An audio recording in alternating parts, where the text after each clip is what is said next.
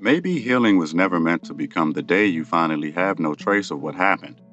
Maybe that version of healing was inherited from a world that treats every wound like a defect, every scar like evidence of incompletion, and every returning ache like proof that you failed. You may have been measuring your growth by whether the pain disappeared, when the deeper measure was whether the pain still controlled your becoming. That distinction matters because disappearance is not always the sign of freedom. Sometimes freedom begins when the old pain can still speak, but it no longer gets to decide. At first, that may feel disappointing because part of you wanted healing to mean erasure. You wanted the memory to lose charge, the body to stop reacting, the old pattern to dissolve so completely that you could not recognize yourself in it anymore. That desire is human.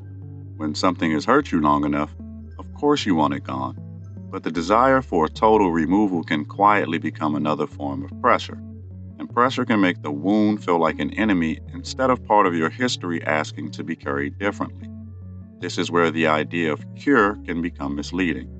Cure suggests a final condition where the problem no longer exists. Clarity suggests a changed relationship to what remains. Cure says the evidence must disappear before you trust your progress. Clarity says the evidence may remain, but your identity no longer has to be organized around it. One is focused on removal, the other is focused on relationship. You can see this in everyday life. Someone can remember a betrayal without becoming bitter every time the memory returns. Someone can carry grief without losing the ability to love. Someone can still have tender places and yet become more stable, more wise, more honest, and more available to life than they were before. From the outside, that may not look like complete healing. From the inside, it may be the first time the person has stopped fighting themselves for being marked. This changes the way you interpret recurrence. When old pain rises again, the old story says, I thought I was healed, so why is this back? But recurrence does not always mean regression. Sometimes it means a deeper layer is now safe enough to surface. Sometimes the same pain returns because you are meeting it from a different level of maturity. Sometimes it comes back not to drag you backward, but to show you what your current self can now hold without collapsing. That is why the same wound can feel different at different stages of your life. At one time, it may have felt like identity. Later, it feels like memory. At another point, it becomes information. Eventually, it may become compassion, not because the wound became beautiful, but because your relationship to it widened. The wound did not vanish. Your capacity changed. Capacity is one of the quietest signs of healing. It does not always announce itself with bliss or breakthrough. Sometimes capacity looks like being triggered and recovering faster. Sometimes it looks like naming what you feel without becoming ashamed of it. Sometimes it looks like choosing not to punish yourself for still having a human nervous system. The world may not notice that kind of healing, but your life will. This is also why comparing your healing to someone else's timeline can distort your own process. Different wounds enter different depths. Some are emotional, some are physical, some are relational, some are ancestral. Some become woven into the way a person understands safety itself. Two people can experience similar events and carry them in completely different layers of the self. So when you judge your healing by another person's visible progress, you ignore the private architecture of your own wound. There is a gentler discipline available here, but it is not passive. It does not say stay wounded and call it wisdom. It does not say your pain is your personality. It does not tell you to stop growing, stop seeking help, or stop changing your patterns. It says release the demand that healing must end in total disappearance before you are allowed to live. You do not have to wait until every ache is gone before you build a meaningful life. That sentence can change more than it seems to. If you believe you must be fully healed before you love, create, speak, lead, or begin again, then your life becomes a waiting room. You postpone yourself until some future version arrives clean enough to deserve participation. But the future self you are waiting for may never arrive in the form you imagined. And if you keep waiting for complete repair before you step forward, you may mistake delay for wisdom. There is a difference between moving before you are ready and refusing to move until you are untouched. The first can be reckless, the second can become a prison. Healing asks for discernment between the two. It asks you to know when a wound still needs care, and also when a wound is being used as the reason you never risk anything new. That discernment takes honesty, because sometimes the language of healing can become a beautiful way to hide. You may say, I am still healing, when what you mean is, I am afraid to be seen before I feel perfect. You may say, I am protecting my peace, when what you mean is, I do not want anything to challenge the fragile control I have built. You may say, I am not ready, when what you mean is, I do not trust myself to survive discomfort. None of that makes you wrong. It only means the healing path has reached a place where comfort and growth must be separated from each other. This is where clarity becomes more useful than cure. Cure keeps asking, is it gone yet? Clarity asks, what is this showing me now? Cure sees pain as an interruption. Clarity sees it as a signal, not always a command, not always a truth, but a signal worth listening to. When you live from clarity, you do not obey every ache, but you also do not silence every ache. You learn to read with patience. Reading your pain with patience changes the tone of your inner life. Instead of immediately declaring yourself broken, you become curious about what has been touched. Instead of spiraling into shame, you ask what layer of fear, memory, grief, or protection has been activated. This is not mental overanalysis when done cleanly. It is self contact. It teaches the wounded part of you that attention does not have to mean panic, and feeling does not have to mean danger. Over time, this self contact creates trust. Not the trust that you will never hurt again, but the trust that you will not abandon yourself when hurt appears. That may be the real healing underneath all the other forms. Not perfect calm, not permanent immunity, not emotional invincibility. The real healing is the growing confidence that your own presence can remain with you through what once made you disappear. Once that trust begins forming, your wounds lose their central authority. They may still influence you, but they no longer define the borders of your life. You start making choices from values instead of only from protection. You begin allowing joy without waiting for permission from your pain. You begin recognizing that being marked by life does not mean being reduced by life. A scar can tell the truth about what happened without becoming the whole truth about who you are. This is why the question, what if you never fully heal, eventually opens into a deeper one. What if fullness was never the same as flawlessness? What if wholeness does not mean no broken places, but a wider relationship with every part of yourself? What if your life can become honest, useful, loving, creative, and deeply awake, even while certain tenderness remains? That possibility does not lower the standard of healing, it matures it. You may still seek relief, and you should.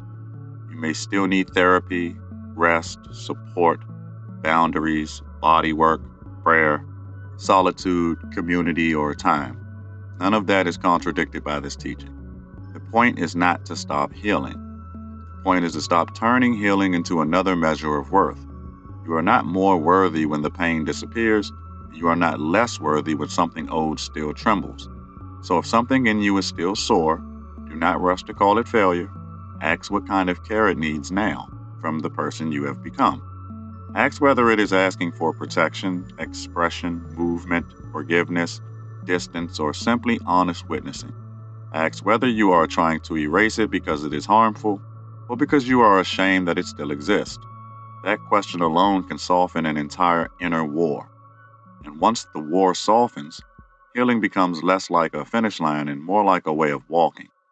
You move with what remains, not as a burden you are doomed to carry, but as material your life is still learning how to integrate. You stop waiting to become untouched and begin becoming truthful. You stop asking whether you are cured and start noticing whether you are more present, more free, more compassionate, more able to choose from something deeper than fear. That is where the path continues, not towards a perfect self without history, but toward a self spacious enough to hold history without being imprisoned by it.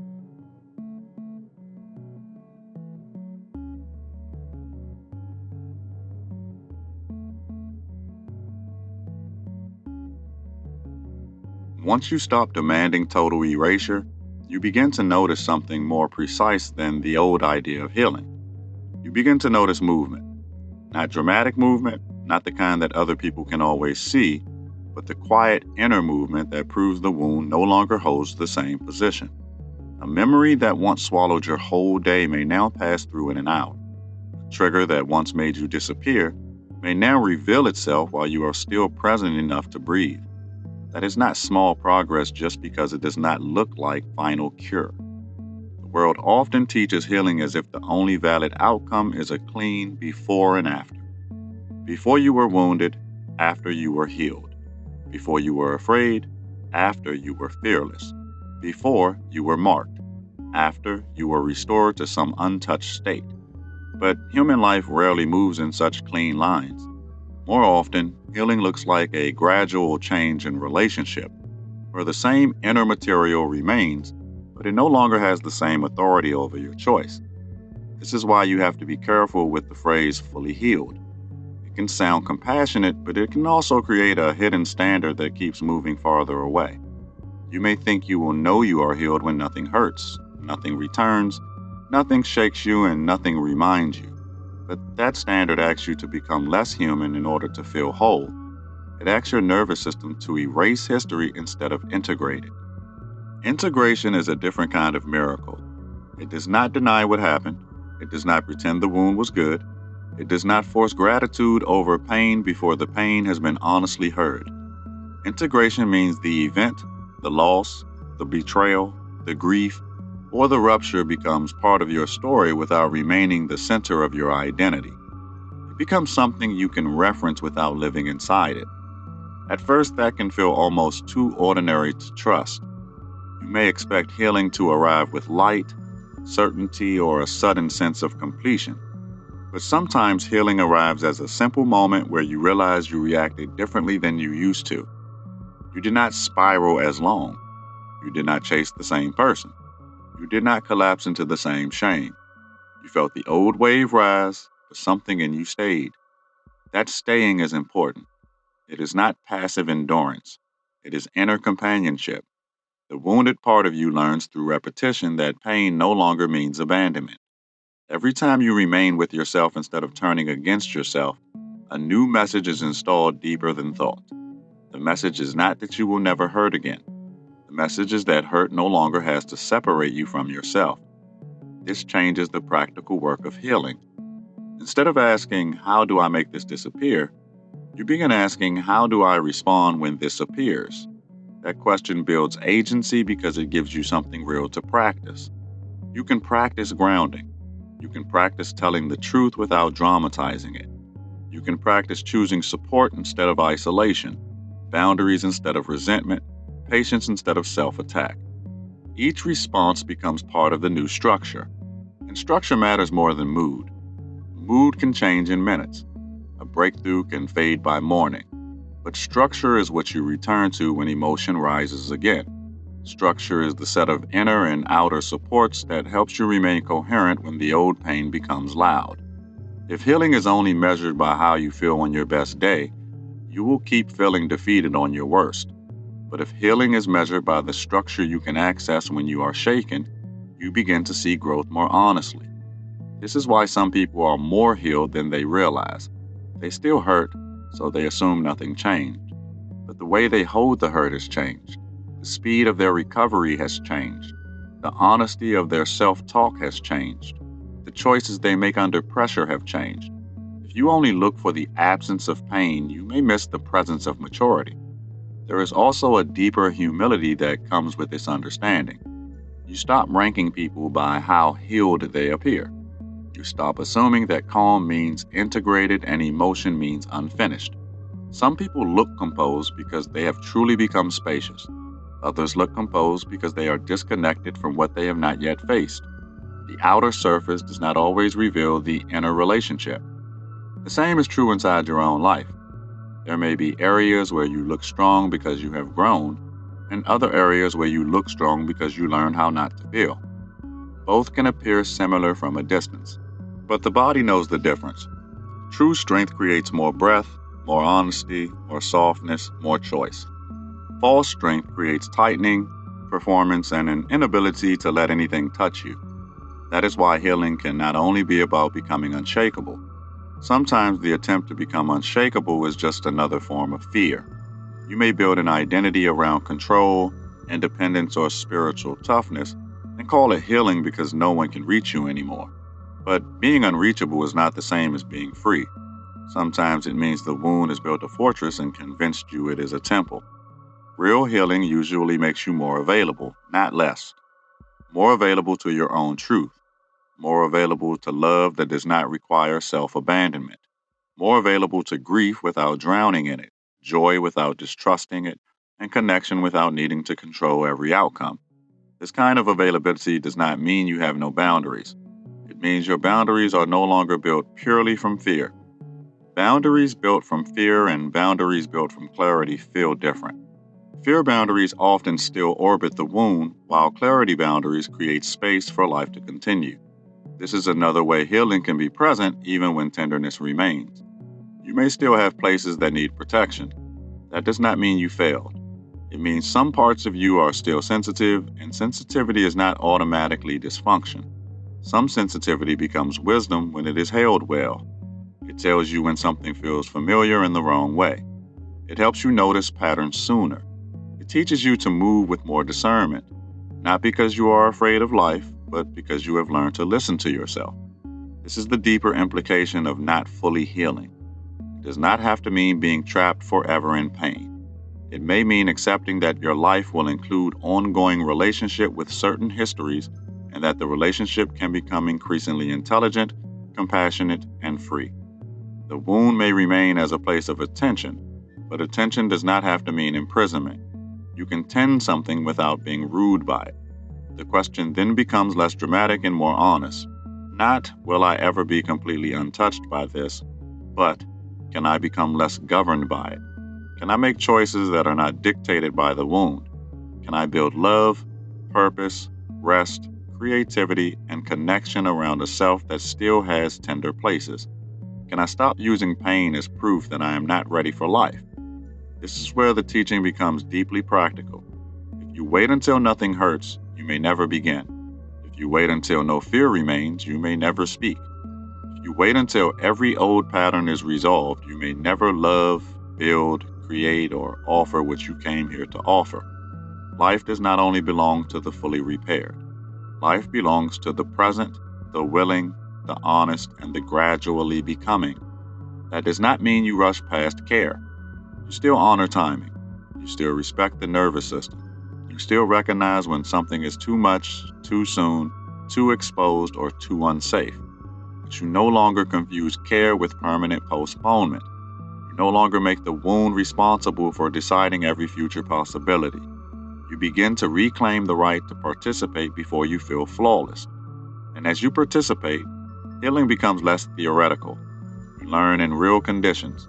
You learn what still activates you, what now supports you, what still needs tending, and what has quietly become stronger. You do not discover your healing by waiting alone for total certainty. You discover it in the contact between your inner work and your lived life. The world becomes not a test of whether you are fixed, but a mirror showing how your relationship to yourself is changing. This is why the wound that remains can become a teacher without becoming an idol. It can show you where tenderness still lives, where compassion can deepen, where boundaries need refinement, and where old shame is asking to be released. But it should not become the altar where your entire identity kneels. You are allowed to learn from what hurt you without making pain the center of your spiritual authority. You are allowed to be shaped by it without being named by it. Eventually, you may realize that full healing was never the most accurate goal. full presence was closer, full honesty was closer, full participation was closer. The question was not whether every trace of pain could be removed, but whether you could become whole enough to live truthfully with the traces that remain. And from that place, the path does not end at being cured. It opens into the deeper practice of becoming spacious enough that even what still hurts no longer has to keep you from your own life.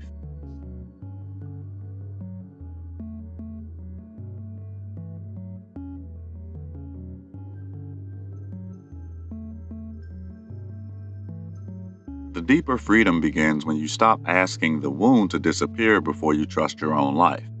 That question has kept many people waiting in a quiet room inside themselves, convinced that once the final pain leaves, the real self will begin. But the real self is not hidden behind the wound like a prize behind a locked door. The real self has been present through the whole process, sometimes buried, sometimes protected, sometimes distorted by survival, but not absent. This is why the path eventually moves from repair into relationship. Repair asks what is still broken. Relationship asks how you are living with what remains. Repair is necessary for a season because damage needs attention, and pain should not be romanticized. But if repair becomes your entire identity, you begin to experience yourself as a project that never earns completion. You become someone always almost ready, always almost healed, always preparing to live instead of living. There's a quiet cruelty in that kind of waiting. It sounds responsible, but it can become another way of withholding life from yourself. You tell yourself you will love when you are less afraid, speak when you are less wounded, create when you are more confident, rest when you are more deserving. The wound becomes a gatekeeper, and every future possibility must pass through its permission. Over time, you stop noticing that healing has become another form of postponement. This does not mean you ignore timing. Some doors should not be opened while the nervous system is still flooded. Some conversations require steadiness. Some relationships cannot be entered cleanly when you are still bleeding through every boundary. But timing is different from exile. Careful pacing is not the same as disappearing from your own life until you become invulnerable. The difference is visible in the body. When you are honoring timing, there is usually some sense of grounded respect, even if there is sadness or frustration. When you are exiling yourself, there is contraction, shame, and a feeling that your existence is on hold until you become easier to accept. One protects your becoming, the other punishes it. Learning that difference is part of the maturity this question is trying to bring you into. You may begin to realize that healing is not only about what happened in the past.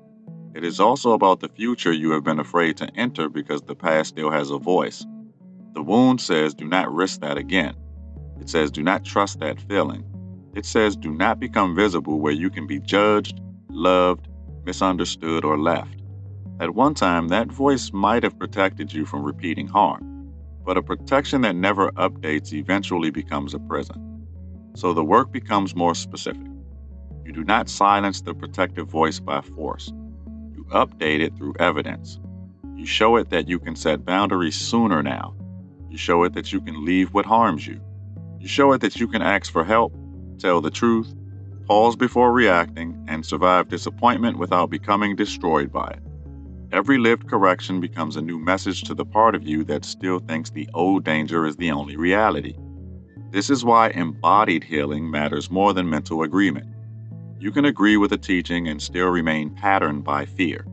You can understand your wound and still react from it when pressure rises. The body believes repetition more than insight. It learns through repeated experiences of safety, agency, honesty, and recovery. A single realization may open the door, but the new life is built through practice. Practice is where the romantic image of healing becomes more humble. It is not always a breakthrough. Sometimes it is choosing not to send the message. Sometimes it is eating when grief makes food feel pointless. Sometimes it is going to therapy, taking the walk, making the call, closing the laptop, going to sleep, or placing your hand over your chest and refusing to insult yourself for being triggered. These small acts do not look cinematic, but they change the internal structure more than dramatic declarations ever could. Over time, you become less interested in proving that you are healed and more interested in noticing whether you are becoming trustworthy to yourself. That is a different measure. It asks whether you keep abandoning your own truth to be chosen. It asks whether you collapse every time someone misunderstands you. It asks whether your pain still decides your worth before you have a chance to speak. These are not questions of perfection. They are questions of relationship. A person who is still tender can be deeply trustworthy to themselves. A person who still carries grief can be emotionally honest, clear, loving, and wise. A person who still has scars can create beauty without making those scars the centerpiece of everything they touch. That is why the idea of never fully healing does not have to be frightening. It may simply mean that some parts of you will always remember, but remembrance does not have to rule. There is a kind of peace that comes from no longer needing to win the argument with your own history. You stop trying to prove that it did not affect you. You stop needing to appear untouched. You stop measuring strength by how little you feel. The past happened, and it shaped something, and you are still allowed to become more than its shape. That is not denial. That is ownership without captivity. This ownership changes how you respond to future pain as well. Once healing is no longer defined as permanent immunity, you stop interpreting every new ache as evidence that all your work failed. You understand that life will keep touching tender places because life is relational, unpredictable, and alive. The goal is not to become impossible to wound. The goal is to become less likely to abandon yourself when wounding occurs, and more capable of returning to clarity after the wave passes. That return is sacred in its own ordinary way. Returning after fear, returning after grief, returning after shame, returning after the old story tries to convince you that nothing has changed. Each return teaches the system that falling into pain is not the same as being lost inside it forever. This is how confidence becomes real. Not the confidence that nothing can hurt you, but the confidence that you can come back. You may notice that compassion also deepens when you release the fantasy of total cure. You become less judgmental towards others who are still carrying what they cannot fully name. You stop demanding that people present clean versions of their healing before they deserve patience. You can recognize growth even when it is imperfect because you have learned to recognize it in yourself. This does not mean excusing harm. It means seeing humanity without requiring flawlessness as proof of sincerity. And this may be one of the most important consequences of the whole teaching. When you stop treating healing as a finish line, you stop treating people like unfinished assignments. You become better at walking with process. You become better at discerning between someone who is honestly growing and someone who is using pain as permission to keep harming. That discernment is only possible when you are not trapped in all or nothing thinking. The same clarity you offer yourself becomes the clarity you carry into relationships. Eventually, what remains in you is no longer only pain. It becomes texture, it becomes depth. It becomes a way of seeing that is less easily fooled by appearances and more able to honor invisible battles. Not because suffering automatically makes people wise, but because suffering that has been honestly integrated can make a person more precise, more compassionate, and less desperate to escape themselves. The wound does not become the gift. The integration becomes the gift. So if you never fully heal in the way you once imagined, that does not mean you are condemned to incompletion. It may mean that life is asking for a larger definition of wholeness than the one you inherited. Wholeness is not the absence of every crack.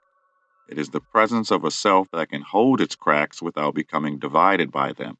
It is the ability to live, love, choose, create, rest, and begin again while carrying an honest history. The wound may still speak sometimes, but it no longer has to be the only voice in the room. The memory may still return, but it no longer has to become the weather of the entire day.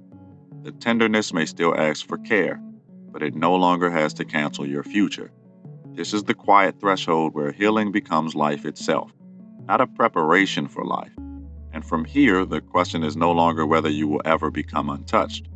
The question becomes how much life you are ready to let in while becoming spacious enough to hold what still remains. If this transmission resonated, the spiral continues. You did not arrive here by chance, and you do not leave unchanged. More teachings are unfolding across the Haret library, each one meeting you where you are, not where you think you should be. Follow resonance. The next threshold is already listening.